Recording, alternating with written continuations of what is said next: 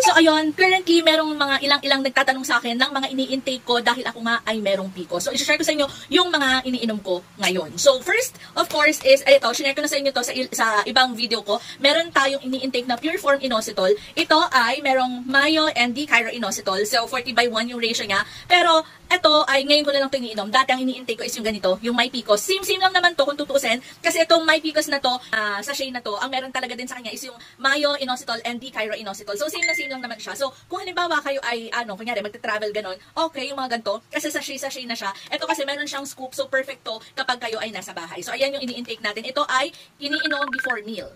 And ito may share lang. Dito ko lang siya nilagay pero ayun, ito meron din akong ganito. So, ito ay yung mga fish oil. So, ito yung mega oil. Ewan ko kung familiar ka na. Ubus na kasi natapon ko na din yung box. Pero ito na yung last na soft gel ko. Pero, ito, meron akong bago ngayon na i-intake. Ito yung ATC Healthcare na fish oil.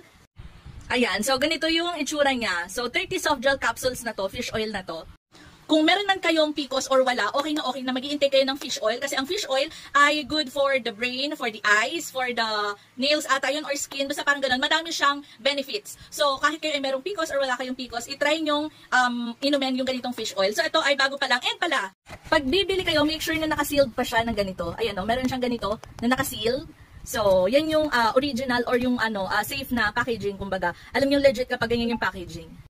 Basta kung gusto niyo malaman pa yung ibang mga tungkol dito sa mga fish oil, i-search niyo na lang din. Madami dyan for sure na lalabas kung ano yung mga benefits na makukuha niyo dito sa fish oil na to. Pero ayun, Mega Life pala nandito pala sa likod. Dati ay Mega Life, ngayon itong ATC naman yung intake natin. Tapos, sinasabay ko siya dito sa vitamin D. Kaya bahala kung anong brand na gusto niyo. Pero ito yung yung sa akin, yung AMB. So ito ay calcium and cholecalciferol. Hindi ko alam.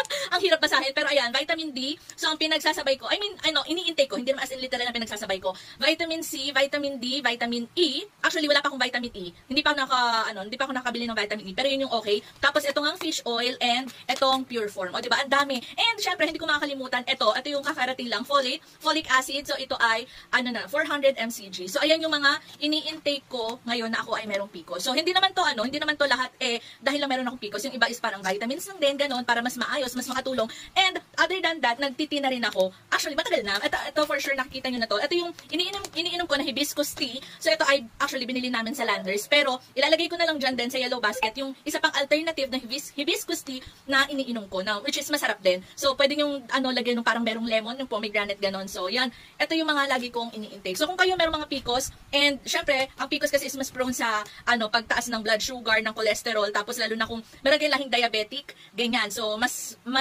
prone na magkaroon ng type 2. I'm not sure type 2 ata or type 1. Basta alam ko parang type 2 na diabetes.